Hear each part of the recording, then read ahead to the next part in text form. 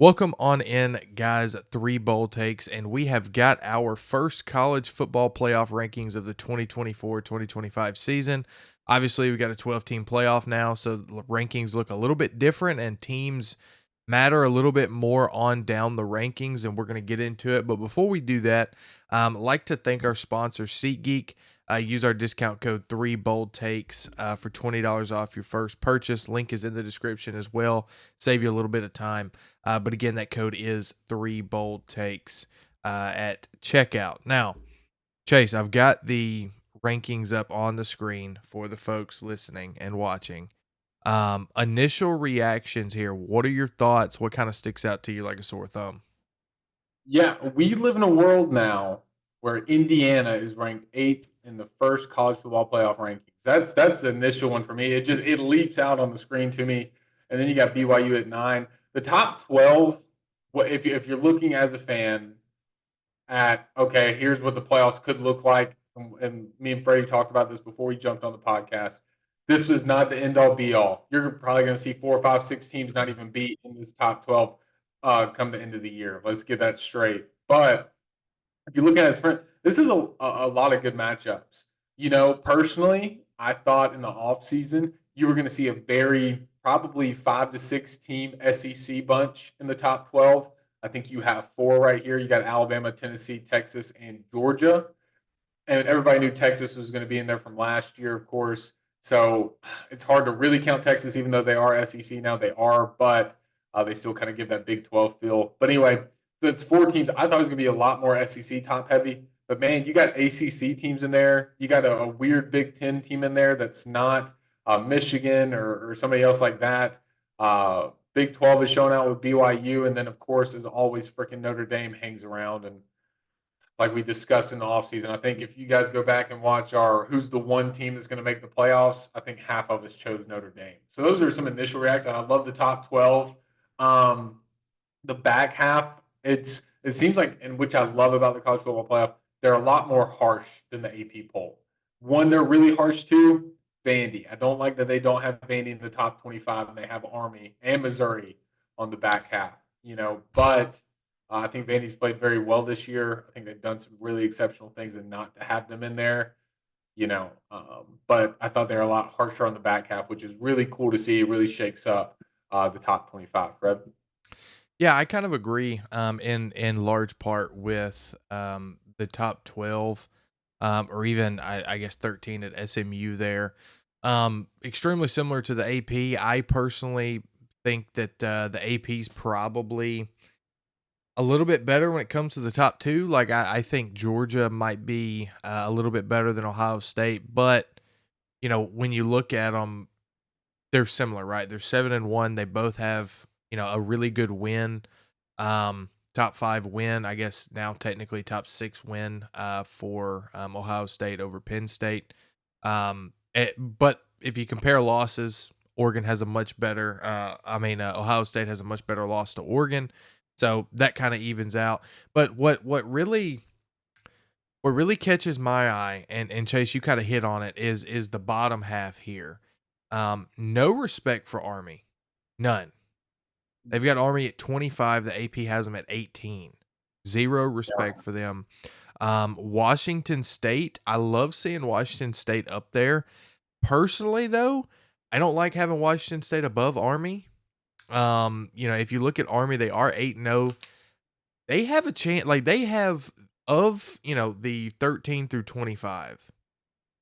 They, to me, other than maybe Colorado and Iowa State, have the best chance to make the playoffs and jump all the way up. Now, what's going to make it hard, though, is because they are so far behind, you've got teams ahead of them like Washington State that technically they're not in a conference, so they would have to get an at-large bid similar to Notre Dame, which is interesting to see there.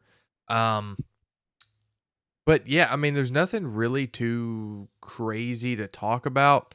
I hate them. I hate Missouri being ranked. I Yeah. listen. I hate it. Now I know that some of the people on TV during the show was talking about, yeah, they're 6-2. They've got a couple good wins. They beat Vandy, who beat Alabama. Blah blah blah blah. That's bull crap. Okay, they're the two ranked SEC teams they played when they were ranked. They've been outscored 110 to like what 40, maybe 30, 20. Like it's not even close. Now I Yeah. know that they had some injuries against Alabama, but still, you got blown out against Texas A&M, who just Well, got and beat by South Carolina. let me add this with the Missouri one. Having Missouri at 24, what I notice is you're not looking at strength of schedule and strength of record because Missouri losing the two big games that they have on their schedule, and let's they beat Murray State, Buffalo, Boston College, UMass, and Auburn. They lost the only two games that mattered. So you're telling me right there, their strength of schedule, you're looking at the win. That's all you're looking at. And that's what's just incredible to me because you do that there with 24. And I think it's because you have the stench of the SEC on it. That's why they're at 24. Because if you're going by wins, why is Army at 25 at 8-0? Like that just doesn't make sense. They should be higher up. And besides Louisville, there's no three-loss teams in the college, even the back half of college football playoffs in the first week's rankings, which is very interesting to me. You have a couple with Vandy and Louisville for the AP bowl, and I think there's a couple others that you might like South Carolina that we've talked about a few times. Some other group of five teams that are decent. Um, but that's what it's telling me, and that's what I think Quinn maybe mentioned, or maybe somebody else. But it's just that's what is disheartening to see is like, oh, you're just looking at record. You're just looking at the wins that you have. You're not looking at, okay, who did you beat? Because Auburn sucks. UMass has not been a competent football team for about 5 years now. You nearly got upset by Boston College and Vandy, who you're leaving off of the playoff rankings. So, it's I think, and then there's a couple other ones like Pittsburgh that you're having at 18, who just got absolutely annihilated by SMU. It's this is a it's an interesting one to start off with. Again, I can't get too ramped up because this is not the end all be all that a lot of people might think it is. But if you're a big fan of potential matchups and stuff, this is a really cool one to watch as well.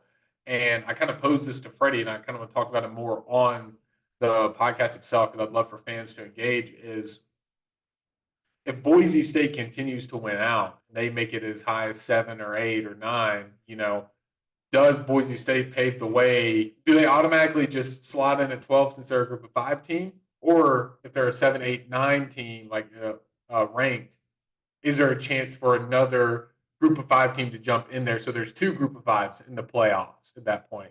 Is that a thing? I don't know. Yeah, no, it's definitely a thing. Because the thing about it is, one group of five gets an automatic bid because they're the highest ranked conference champion. But Yeah. that doesn't take away from an at large bid. That only takes up one of the conference champion bids. So let's say Army continues to run the table. I think they play Notre Dame. Is that right? Because I think Notre Dame plays Navy and Army.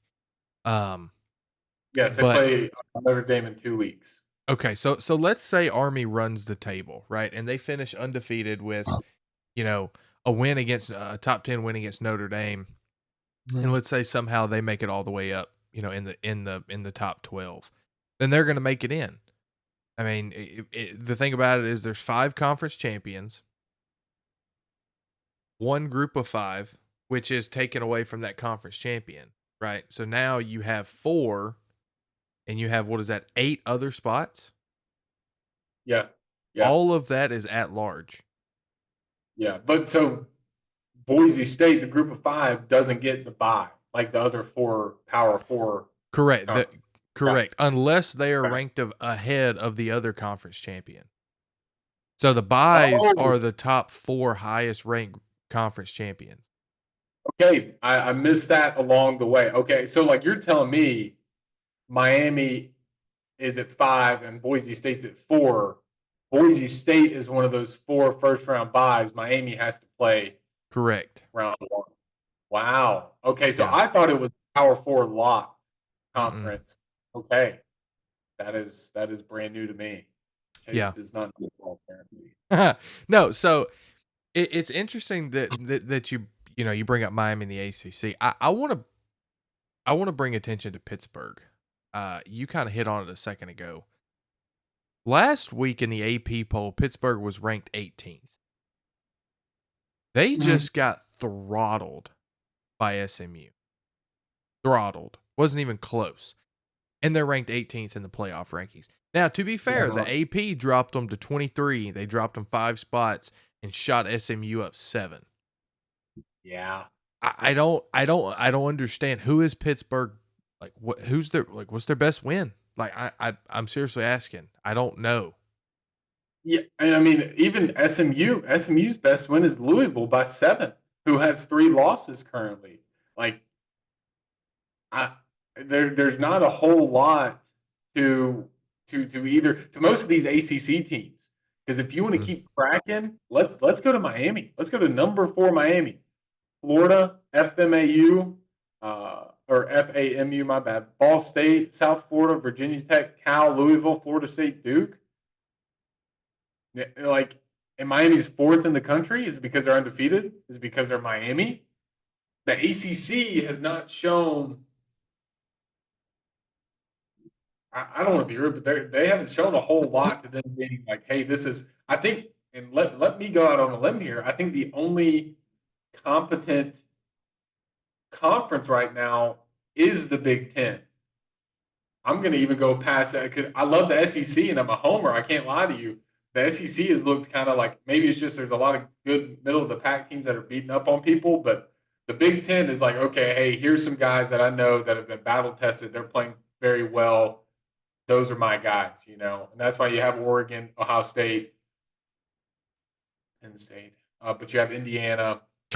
You have those kind of squads in there because I think they've actually performed this year.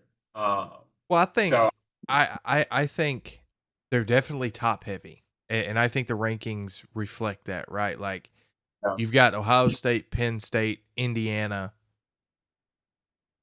and Oregon, so 4 all within the top 10, right? Who Mhm. else is there outside of the top 10 that's in the Big Ten? Yeah, no, nobody. None. So if you look at the SEC, however, you've got Georgia, Texas, Tennessee, 3 in the top 10, and Yeah, then you've got Alabama, Texas A&M, LSU, Ole Miss, that's it. No, Missouri. Missouri. What Missouri. okay, so 8. You know what I mean? So I think the SEC is deeper, but I think top if you just look at like the top 4 teams, I think the Big 10 definitely takes the win there. Yeah, for sure. And I mean, I just don't with the SEC this year. I'm not at least in this first poll. I just haven't seen anybody that I'm like, you know what, that's a top 5 team, except for Rick. Georgia. Georgia's defense does. I don't know about their offense. I think we talked about that and some other things, but like it's just these rankings here. If this is what you're starting out with, the record, and hey, this is how many games they've won. Teams like Penn State that have a cakewalk the rest of the way through, they're just going to sit there in the top 12, and they're Yeah. just going to have an easy way in. While other teams like Indiana or whatnot has to work to continue to stay in, and that's what sucks. Is like if I'm college football playoff rankings, yeah, they lost to a number 3 team last week, number 2 team, whatever it was in Ohio State, but Penn State, you haven't showed me anything else this season. Yeah. That was the one game you needed to win. You lost it. I put them more at the back half because now you really like if they continue to win, can you move them down? You have to have some really good wins from the teams behind you to move them down, and even then, it's really hard to do that as long as Penn State's winning. I mean, I think you can, because Tennessee will play Georgia, right? Like Ole Miss plays Georgia. Like some of these teams ahead of them will play each other. Oregon, Ohio State will play again in the Big Ten title. What will happen there if Oregon beats them again? Miami does not have an easy road as far as the ACC championship's concerned, considering SMU is ranked up there. So there's gonna be movement. I don't like the argument of, "Oh, they're just gonna sit there and they're just gonna." Yeah, okay, sure, but they can't help that their schedule sucks. Like, they can't help that their remaining teams suck, you know? However, I don't think they're the 6th best team in the country. Yeah, Like, that's what I'm saying. if you lined up if you lined up, I would go all the way to venture to say LSU and Penn State in a neutral site. I think LSU's favored. Mm-hmm. I Mm-hmm. think Ole Miss would be favored. So, I mean, we saw them play last year, by the way, Yeah. Ole Miss and That's Penn what I'm State. We saying. saw them play last year. So I would rather have them at like 9 or 10, kind of on the cusp, Yeah. um, rather than because they're basically solidified, just like you said. Yeah, and that's what it's. I'd be a little harsher. Yeah, you can't choose exactly who you have in this year to play. At the same point, just gifting them a safe spot at 6. It's hard because like, oh man, I don't really know. I'm trying to see if there's any matchups in the top 12 that we're going to see between these teams the rest of the way through. Alabama, Tennessee's already played. Ohio State, Oregon's already played. You've got Georgia, Tennessee will play Ohio State, Indiana will play. in a couple of weeks, right? Or is that this upcoming week? No, that's in a couple weeks. Okay. That is the 23rd. So that's going to be leading into Thanksgiving. If you are thankful for college football, there. And I think is that the only two big ones. I believe Texas doesn't play Alabama, right? No, Mm-mm. Texas plays Texas A&M to end the season. Yeah, so A&M just that's a top 15 one. yeah, so that's a big one. And probably if Texas A&M gets back to what they were doing, they'll probably creep back into around 10. Well, they played New Mexico State and Auburn. They probably won't move too much, but yeah. Let So there's me a let me couple float a question out. floated. I love floating things. The top 5 right now, are Yeah. they locked no matter what happens the rest of the way? What do you mean? Like if they went out? No, like if they lose another game. All right, so let's just say the top 5. Yeah, If they all lose one more game from here on out, doesn't matter who it's to, they're a lock, right? in the top 12. Yeah. Like they're a lock to Yeah. make it. Yep. That's exactly what I love that you just said. Yes. No. Yeah. And that's what's hilarious about this is, and that's why I'm not a huge proponent of the playoff bracket, but 4-team playoffs, BCS. Once you knock somebody off outside in that top 5, whew, they're gone forever. We do not have to worry about them. We just beat Georgia. But now, like think about last year. Think about Alabama, Georgia in the SEC championship, the top 5 matchup in a 12-team playoff. Whew, Alabama, we just beat Georgia. We got Georgia in 2 more weeks, guys, because Georgia's like that's what you get now, and that's what's like like, and very well could be Alabama, Georgia for the SEC championship as well, potentially Texas. I keep forgetting Texas. Anyway, but that's something you can see. Is like, man, we just beat Texas. We just beat. We don't have to worry. No, that top 5, I see 5th falling as far as 10th, maybe, as long as it's Yeah. a top 10 loss. Now, if it's a if Texas loses Texas A&M, that's a different story. But I still don't even see them falling that far off of. So yeah, for the edge, they stay. See, that's what's wild to me.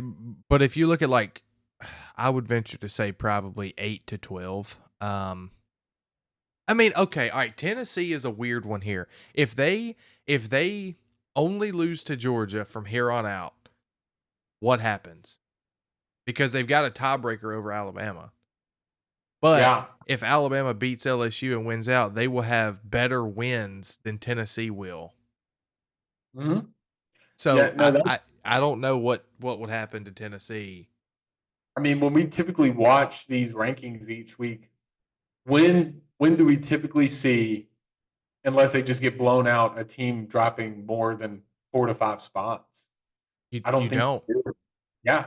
And so, unless with the 12-team playoff, everybody sits in a room and they're like, hey, we're going to come up and we're going to be a lot harsher with our grades this year. Like you lose a game by 10, 15, but yeah, you're dropping 6 places. Unless that happens this year, a lot of these teams are going to be definitely the big branded name teams. Let's just get that straight.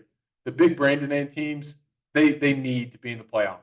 So they're going to get an easier sentence when it comes to a loss, when it comes to something like that, because it Yeah. helps facilitate money. Let's just get it right. So, and I'm saying that thinking of the Ohio State Indiana matchup that comes up in a couple weeks. Indiana wins. Ohio State's not dropping past 6, 7. Indiana loses. They're Is gone. Indiana in the top 12? I Probably don't think not, so. because you move it. Look at who's behind the 12th man besides SMU. Texas A&M, LSU, some good name teams that hey that would look pretty good to have a game on their campus or to have them in a game. So yeah, unless you see some really harsh grading week to week, a lot of those teams are locks in the top six, and the back half is gonna if they lose, probably done. You know, that's what sucks. It's definitely going to get very political down the stretch, considering the big names and a lot of money involved with, you know, home playoff games. So it's going to be interesting to see. It makes me excited because the back half. I mean, I think anywhere from heck at this current point, 20 up, fair game. Yep. Anybody can jump because you look at Colorado, they have a chance to make their conference title. If they win, they're an automatic Yep. bid. Like it that's what's wild to me is that it opens the door for so many more teams and so many more games during the regular season are gonna be valuable. Um, but Yeah. I think that's all we got kind of here on the playoff rankings. We went for a little while there. I hope you guys enjoyed the hypotheticals and things of that nature. Um, but don't forget, we are sponsored by SeatGeek, so use our code 3BoldTakes at checkout to secure $20 off your first purchase. Chase, I appreciate you joining in here with us and giving us some good conversation. We'll see you guys next week. We've got 5 predictions out this week, and who knows, we may catch a live stream at some point on these playoff rankings. Stay tuned for that. See you guys next time. Peace.